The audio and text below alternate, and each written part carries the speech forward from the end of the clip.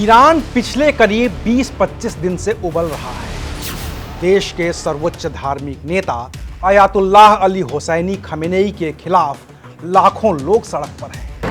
हजारों लोगों की मौत हो चुकी है। ट्रंप भी दखल दे चुके हैं। मेक अमेरिका ग्रेट अगेन के बाद मेक ईरान ग्रेट अगेन की बात करते हुए अमेरिका प्रदर्शनकारियों के साथ आ गया है। खुद ईरान के राष्ट्रपति मसूद पेज़ेश्कियान प्रदर्शनकारियों के समर्थन में बयान दे रहे हैं।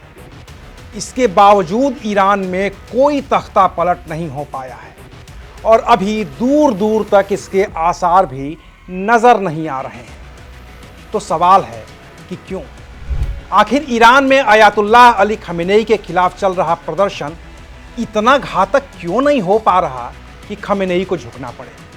आखिर खमेनेई के पास कौन सी ऐसी ताकत है जो उन्हें बचा रही है?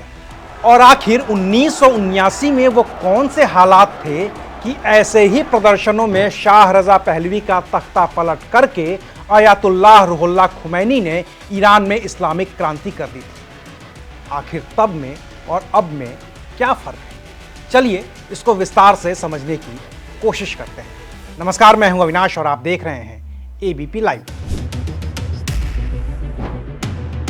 साल 2024 की शुरुआत से ही ईरान के लोग बढ़ती महंगाई, रियाल की गिरती कीमतें, बिजली और गैस की बाधित होती सप्लाई से परेशान होना शुरू हो गए थे। पानी की भी किल्लत हो गई थी जिसने लोगों का जीना मुहाल कर दिया था। बची खुची कसर अमेरिका और ईरान के झगड़े के दौरान पूरी हो गई जब अमेरिकी हमले में ईरान का न्यूक्लियर प्लांट तबाह हो गया। और फिर सितंबर 2025 में वो हो गया जिसका ईरान को कभी अंदाजा भी नहीं था। सितंबर 2025 में ईरान पर संयुक्त राष्ट्र संघ ने वो सभी पुराने प्रतिबंध फिर से लागू कर दिए जिन्हें साल 2015 में ब्रिटेन, जर्मनी और फ्रांस ने पूरी तरह से हटा दिया था। दिसंबर की शुरुआत होते होते ईरान की मुद्रा रियाल ऐतिहासिक तौर पर नीचे चली गई। इसके बाद तो ईरान आर्थिक तौर पर ऐसा कमजोर हुआ कि वहां के लोग ही सड़क पर उतर आए। इसकी शुरुआत हुई 28 दिसंबर 2025 को ईरान की राजधानी तेहरान से, जहां दुकानदारों ने ग्रैंड बाजार में प्रदर्शन शुरू किया। और इसे शुरू किया ईरान के बाहर से आए इलेक्ट्रॉनिक सामान बेचने वाले दुकानदारों ने, जिन्हें गिरते हुए रियाल की कीमत की वजह से बेहद महंगे दाम पर सामान खरीदना पड़ा। ऐसे में उन्होंने दुकानें बंद कर दी, हड़ताल शुरू की और दूसरे लोगों को भी इस प्रदर्शन में शामिल होने को कहा। फिर तो आंदोलन यूनिवर्सिटी तक पहुंच गया। हालांकि शुरुआत में यह प्रदर्शन बेहद छोटे स्तर के थे। इसमें सरकार विरोधी नारों के बीच एक और नारा उछलना शुरू हुआ, neither Gaza nor Lebanon, my life for Iran. यानी कि न तो गजा से मतलब है और न ही लेबनान से। हम तो ईरानी हैं और हमें सिर्फ ईरान से ही मतलब होना चाहिए। यह नारा इसलिए उछला था क्योंकि इजराइल और गजा के बीच चल रहे संघर्ष में ईरान ने खुद को भी शामिल कर लिया था। लेबनान के ग्रुप हिजबुल्लाह के जरिए ईरान इजराइल के खिलाफ अप्रत्यक्ष जंग भी लड़ रहा था और इसकी जो भी कीमत थी वो आम ईरानी चुका रहे थे। तो उन्होंने खुद को दूसरे मुल्कों से अलग किया और नारा दिया, neither Gaza nor Lebanon, my life for Iran. एक हफ्ते के अंदर अंदर पहले ईरान के बड़े शहर और फिर पूरा का पूरा ईरान ही आंदोलन के लिए सड़क पर उतर आया। प्रदर्शनकारियों की मांगें बदल गईं और अब लोग ईरान के सर्वोच्च नेता अयातुल्लाह अली हुसैनी खमेनेई से आज़ादी की मांग करने लगे, इस्लामिक क्रांति से आज़ादी की मांग करने लगे। तो फिर सड़क पर ईरानी सेना भी उतर आई। खमेनेई के आदेश पर ईरानी सेना ने सख्ती शुरू की। पहले लाठियाँ चलाईं और बात नहीं बनी तो गोलियाँ भी चलानी शुरू की। ईरान की सरकार के मुताबिक सेना की गोलीबारी में 2500 लोगों की मौत हो चुकी है, जबकि अलग अलग आंकड़े मरने वालों की संख्या को 3000 से लेकर 10,000 के बीच बता रहे हैं। सेना के भी 100 से ज़्यादा जवानों की भीड़ ने हत्या कर दी है और इसके बाद प्रदर्शनकारियों पर और भी सख्ती बरती जा रही है और कुछ प्रदर्शनकारियों के लिए बिना किसी केस मुकदमे के खुलेआम फांसी की भी सजा तय कर दी गई है। खुद राष्ट्रपति मसूद पेज़ेश्कियान का भी रुख बदल गया है और वो प्रदर्शनकारियों की बात मानने की बात करने लगे हैं। प्रदर्शनकारियों को खुद ट्रंप भी उकसा रहे हैं और कह रहे हैं कि उन्हें ईरान की सरकारी इमारतों को कब्जे में लेना चाहिए। अमेरिका इसमें मदद करेगा और वो मदद रास्ते में है। जिस शाह रजा पहलवी का तख्ता पलटकर इस्लामिक क्रांति हुई थी और अयातुल्लाह रूहुल्लाह खुमैनी ने ईरान पर शासन शुरू किया था, उनके बेटे रजा पहलवी भी ईरान की सेना को प्रदर्शनकारियों के साथ आने की सलाह दे रहे हैं। सब कुछ हो रहा है, लेकिन इस कत्लेआम के बावजूद अयातुल्लाह अली हुसैनी खमेनेई की सेहत पर रत्ती भर का भी फर्क नहीं पड़ा है। और इसकी कुछ ऐसी चुनिंदा वजहें हैं जिन्हें अमेरिका भी नज़रअंदाज नहीं कर सकता है, लिहाजा वो डायरेक्ट एक्शन से बच रहा है।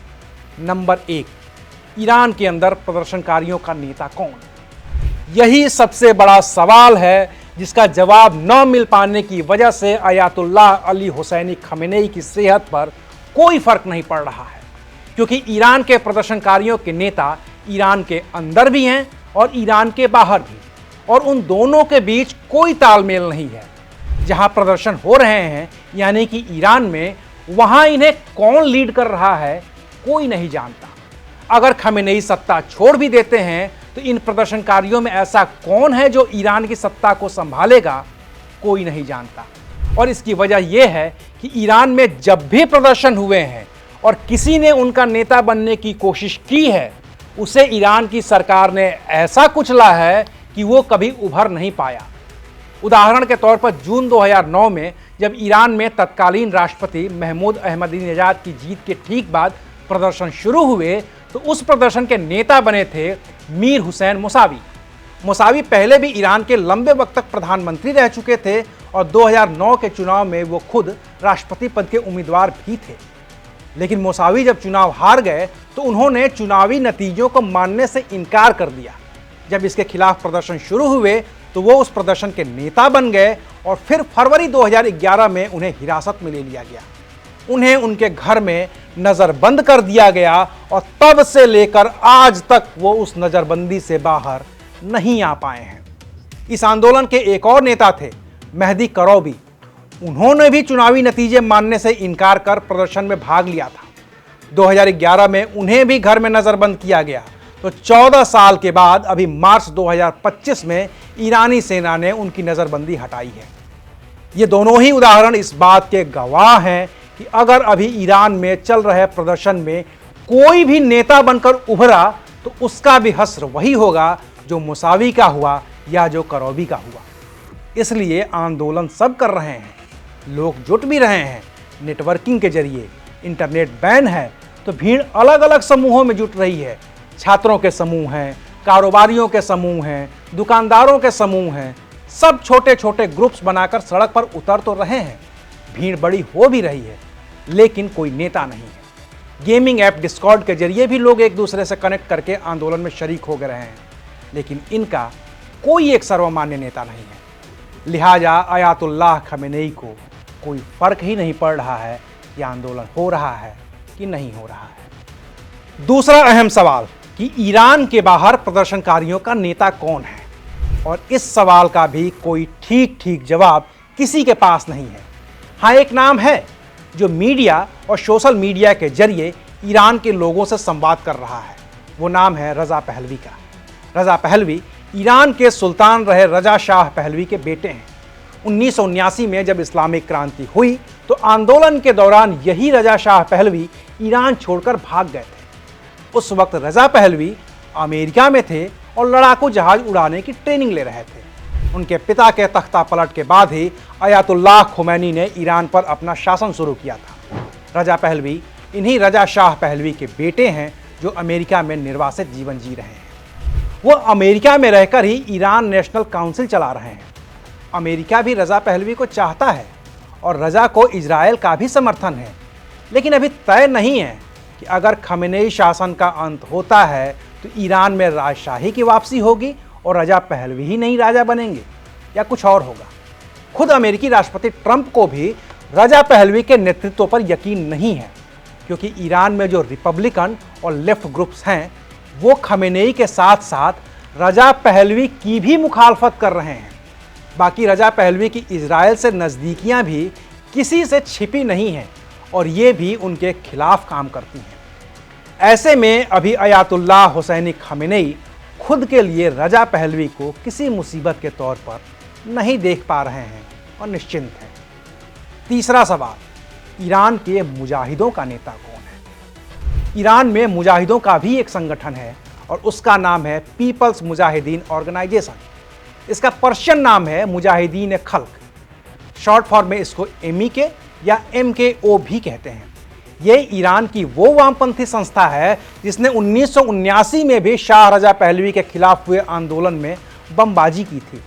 70 के दशक में जब अमेरिका ने ईरान में दखल दिया था तब भी इन मुजाहिदों ने अमेरिका से लड़ाई की थी, लेकिन ये कभी सत्ता के दावेदार नहीं रहे, क्योंकि 1980 के दौर में जब ईरान और इराक के बीच जंग हुई थी तो इस संगठन ने इराक का साथ दिया था और ईरान के आम लोग इस बात के लिए कभी भी मुजाहिदीन खल्क को माफ नहीं कर सकते हैं।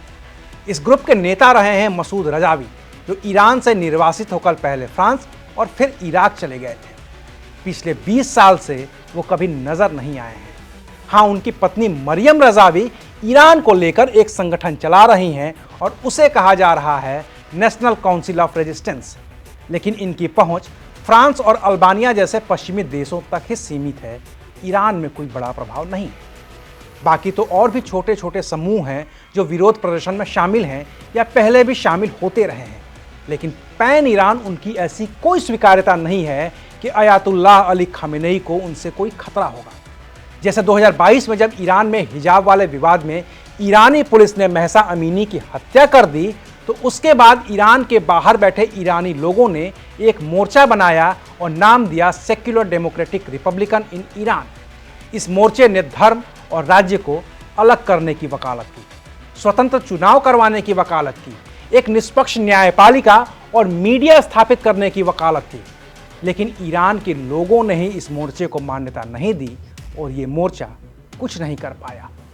बाकी तो ईरान में कुछ कुर्द हैं, कुछ बलोच हैं, कुछ अजरबैजान के भी लोग हैं।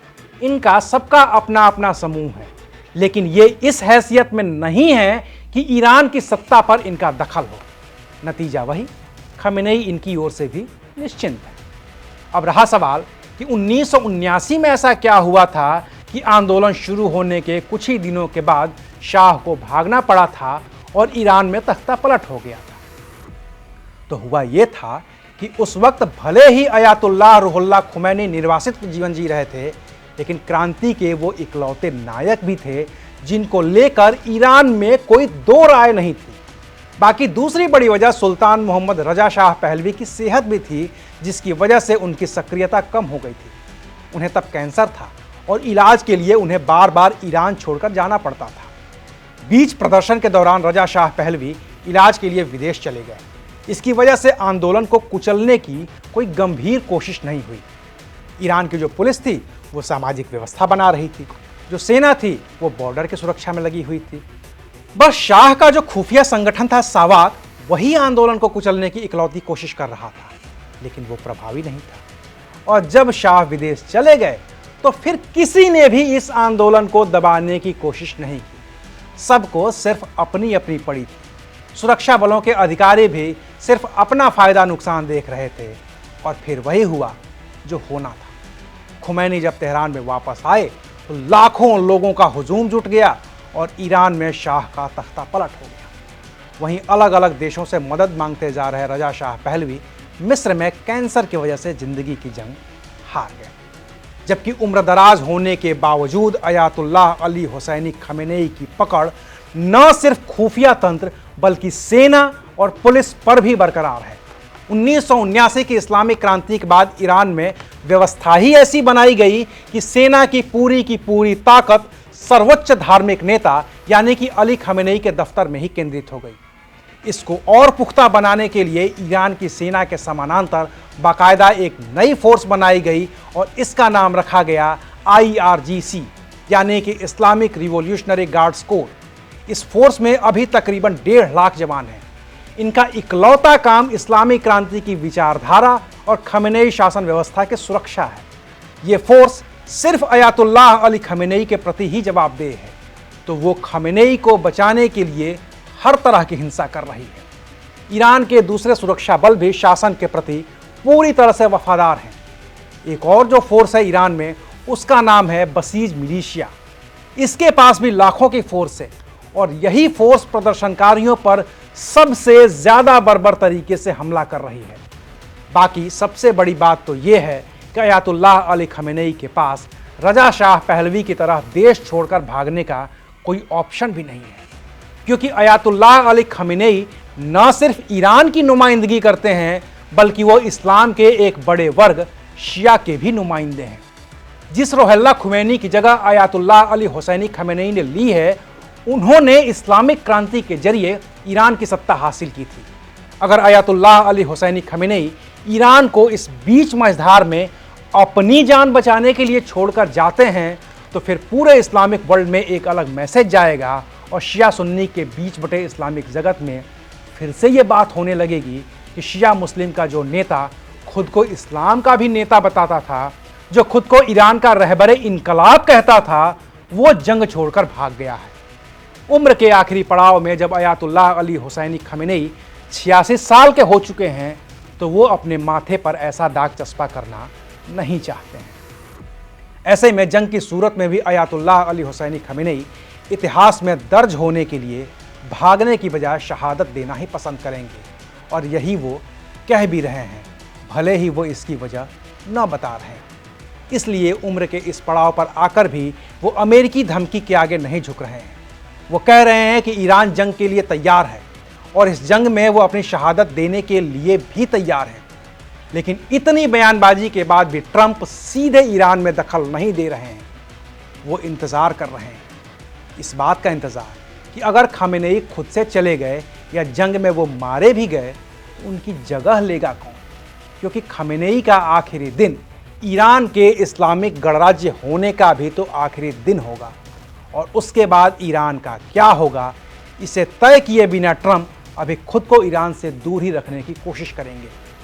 हाँ, चिंगारी भड़कती रहेगी, ट्रंप उस चिंगारी को हवा भी देते रहेंगे, लेकिन दूर से, क्योंकि उस चिंगारी से जो आग निकलेगी उसमें जलने का भी खतरा है। और ट्रंप अमेरिकी राष्ट्रपति होने के साथ साथ एक कारोबारी भी हैं जो कभी खतरों से नहीं थे। शुक्रिया, आप देख रहे थे एबीपी लाइव।